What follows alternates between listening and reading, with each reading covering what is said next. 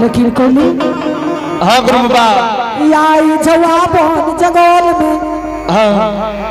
एक चुरू जल के कारण यतमा व्याकुल जगल में होई छै। लेकिन कोली ए जवाब जंगल में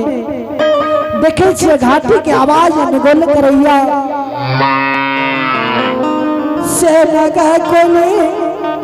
यही जंगल में नजर खिराब गाय के धोरई पर देख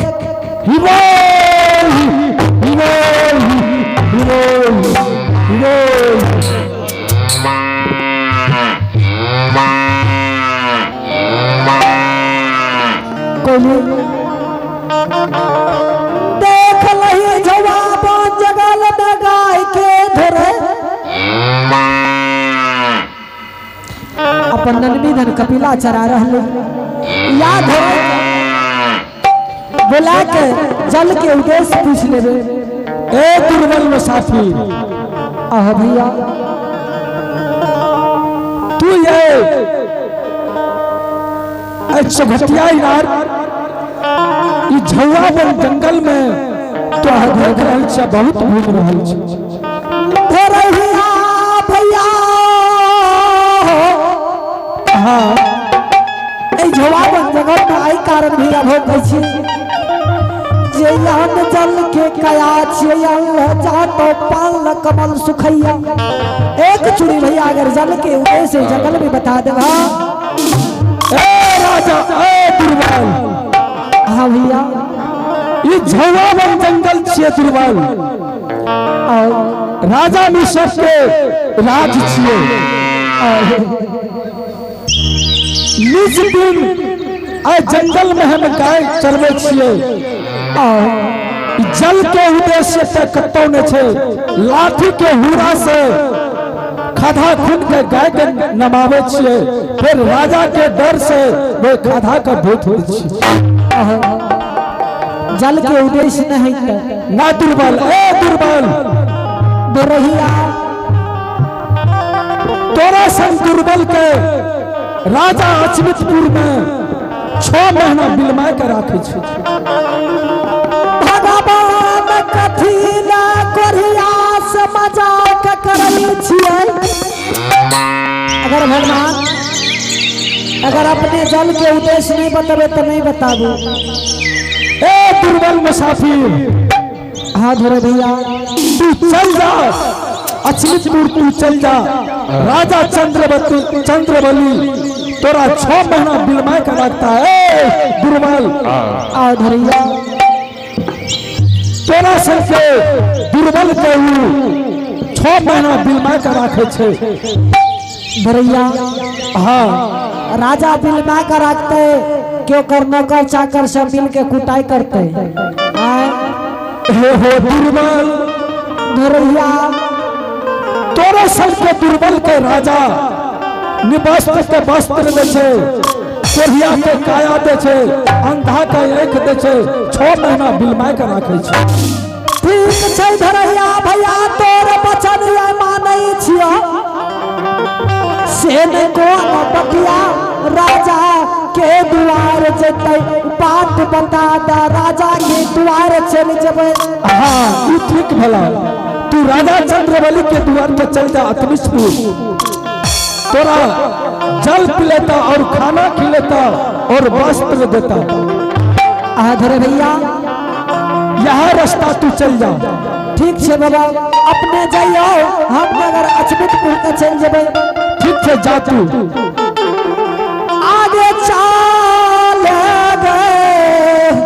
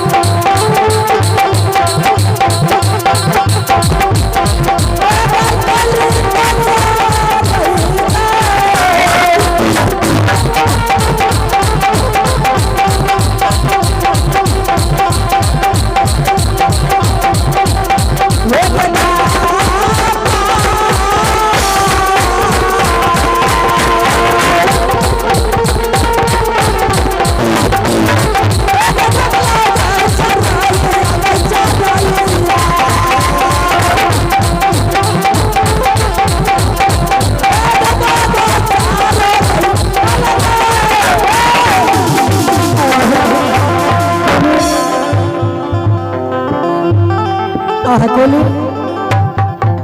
ये धाप धपला धाप दोसर धपला तेसर धाप में अजमीत के शिमाग जुबला से निकली या कदी नया अजमीत शिमाग पर थोड़े देर आराम कर ओकर बाद अजमीत नगरी के जेबे कोई आगे का राय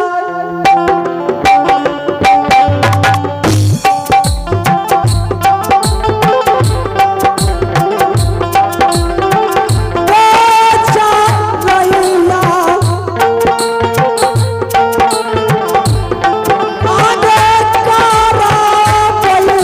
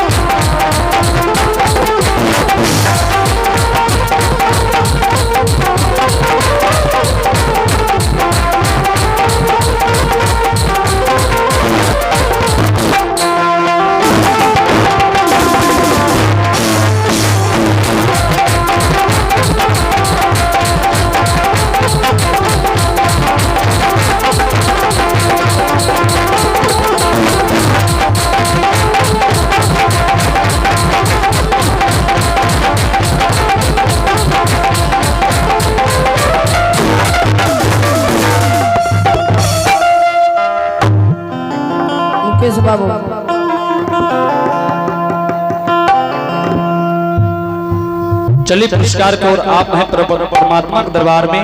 अशोक यादव कुंदन कुमार उनकर पुत्र छै। घर बालू तो लागइए इनकर तरफ से परमात्मा के दरबार में शानदार 100 रुपए के पुरस्कार एलिए बहुत बहुत धन्यवाद। परमात्मा उन पर कृपा बरसते दया करते। जय हो दानी श्रद्धालु की जय हो, उनके समस्त परिवार की जय हो।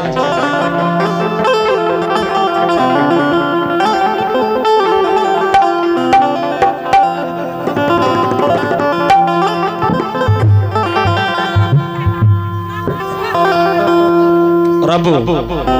अपने छे से नहीं यादव नाना जी शनही बाबू जी की तरफ से परमात्मा के दरबार में शानदार 102 रुपए के पुरस्कार एलिए बहुत बहुत धन्यवाद। भगवान उन पर कृपा बरसते दया करते। जय हो दानी श्रद्धालु की जय हो, उनके समस्त परिवार की जय हो।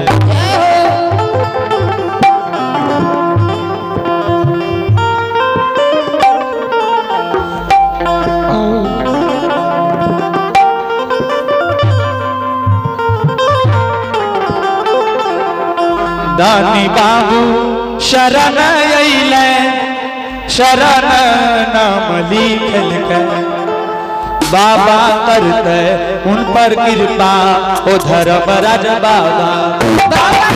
करते ओ धर्मराज बाबा दानी जयला बाबा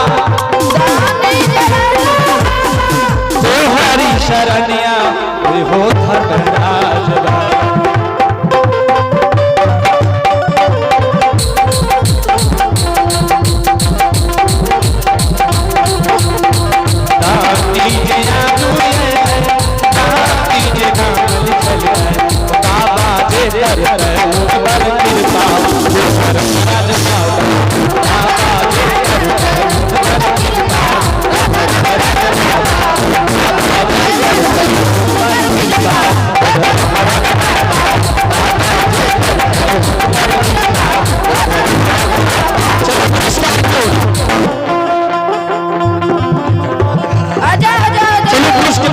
चलो पुरस्कार की ओर आप है परमात्मा के दरबार में नीतू कुमारी घर धरारी के रहने वाले हैं। परमात्मा के दरबार में बड़े श्रद्धा से बड़े उदार के साथ शानदार 51 रुपए से पुरस्कार भेजे हैं। जय हो दानी दाता की जय हो, उनके समस्त परिवार की जय हो।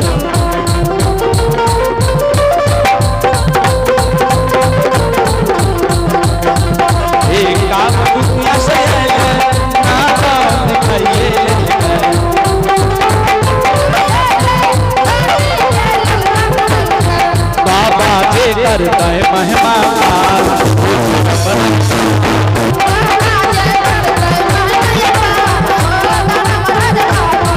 बाबा के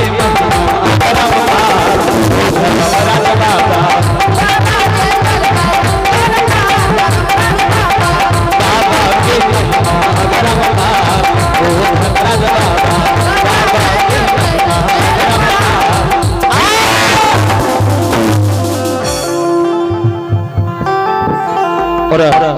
आप है परमात्मा के दरबार में सोनम शिवानी सिद्धू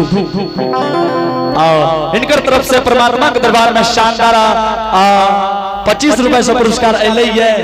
बहुत बहुत धन्यवाद। परमात्मा उनके घर में विद्या की भंडार देते और धन दौलत के पार देते। जय हो दानी श्रद्धालु की जय हो, उनकी समस्त परिवार की जय हो। ध्यान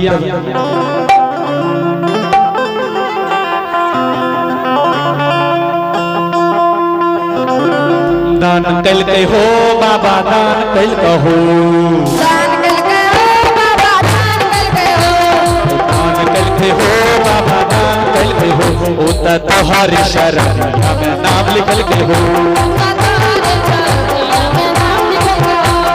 नाम कल के हो बाबा नाम कल के हो नाम कल के हो बाबा नाम कल के हो तुम्हारे शरणिया में नाम लिखल के हो दया करियो हो बाबा दया करियो हो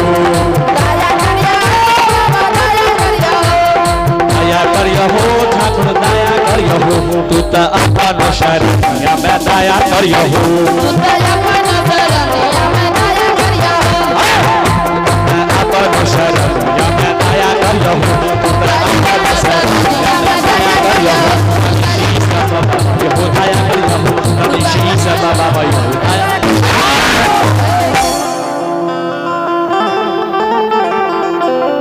राजा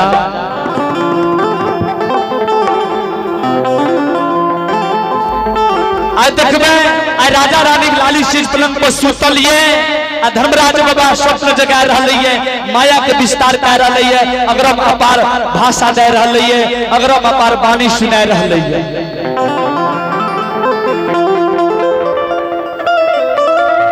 ये हे